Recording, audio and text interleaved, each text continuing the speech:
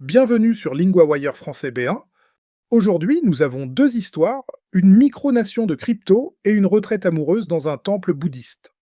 Pour vous aider à comprendre cet épisode, retrouvez les transcriptions, les traductions en anglais et le vocabulaire expliqué sur linguawire.com.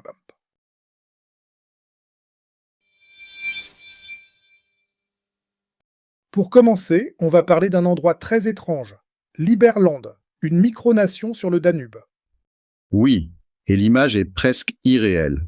Depuis le bateau, on voit une zone basse et boueuse, avec des arbres, des tentes et des cabanes dans les arbres. Donc ce n'est pas du tout la ville brillante qu'on imagine quand on entend parler de crypto et d'argent. Pas du tout. Et pourtant, la version virtuelle du projet montre des tours, des parcs suspendus et de l'eau partout. On sent bien le contraste entre le rêve affiché et le lieu réel. Et qui porte ce projet, au juste? Le président de Liberland, Vít Jedlička, l'a fondé sur un territoire disputé entre la Serbie et la Croatie. Son idée est de créer un pays numérique très libertarien qui fonctionne avec la même logique que les crypto-monnaies. Je comprends mieux le lien avec les grandes fortunes. Oui, le projet est financé par des hommes très riches de la crypto, dont le plus gros investisseur initial de l'activité crypto de la famille Trump. Le texte montre que Liberland n'a pas qu'un air de provocation, il a aussi beaucoup d'argent derrière lui. Mais ce qui change vraiment la règle du jeu, c'est le vote. Exactement. Dans une démocratie classique, chaque personne a une voix égale. Là, il y a un jeton crypto, Liberland Merits. Plus on en a, plus on pèse sur le choix des dirigeants. Donc l'argent devient un pouvoir politique direct. C'est ça. Le président dit qu'une personne est élue grâce aux mérites. En pratique, cela veut dire que le poids du vote dépend de la richesse, pas de l'égalité entre citoyens. La Croatie, elle, laisse faire ce projet. Pas vraiment. Les autorités croates ont empêché l'arrivée par la terre, donc les visiteurs viennent en bateau. C'est un détail concret, mais il montre que cette micronation reste très fragile et très contestée. Au fond, cette histoire parle de plus qu'un simple territoire. Oui, elle montre une idée plus large. Certains riches ne veulent plus seulement influencer la politique. Ils veulent presque la remplacer par leur propre modèle.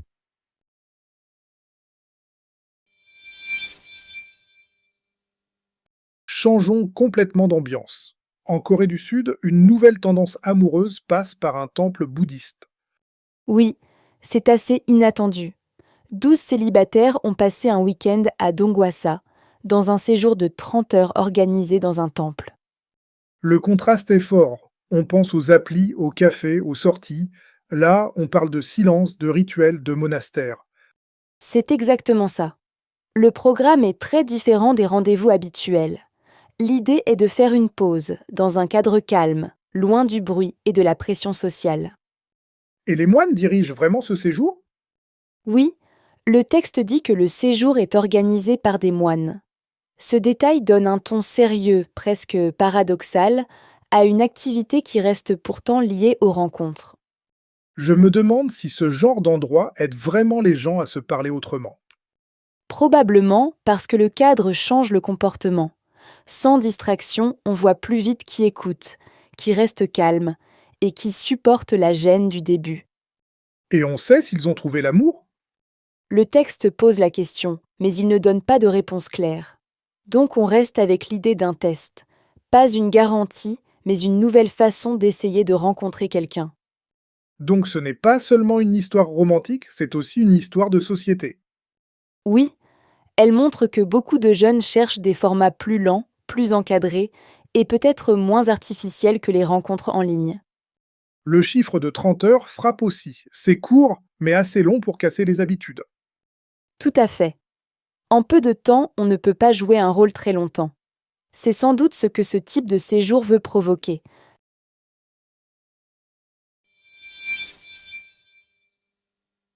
Partie 1, vocabulaire. 3 mots de la première histoire. Le nom « une micronation » veut dire un tout petit pays, ou un territoire qui prétend agir comme un pays. Dans l'histoire, on parle de Liberland comme d'une micronation. Exemple, cette micronation attire la curiosité de nombreux journalistes. Le nom un jeton veut dire ici une unité numérique, un token. Dans l'histoire, le jeton Liberland Merits sert à donner plus ou moins de poids politique. Exemple, j'ai acheté un jeton de transport pour prendre le bus. Le nom les autorités veut dire les personnes ou institutions qui dirigent ou contrôlent un pays ou une zone.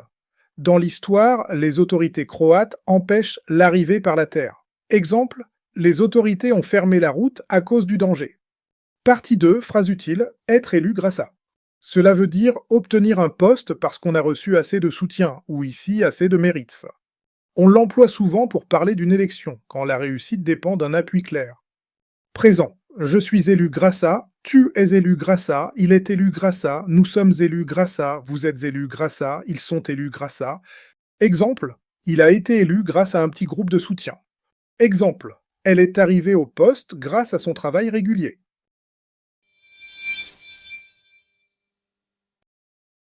Thank you for listening to today's episode. Today we ask one small favor. LinguaWire only launched in March, and right now word of mouth is everything to our small team. If you know someone who loves the news and wants to learn French or any of our 6 languages, send them this episode. It's the best way to help us grow and improve our service.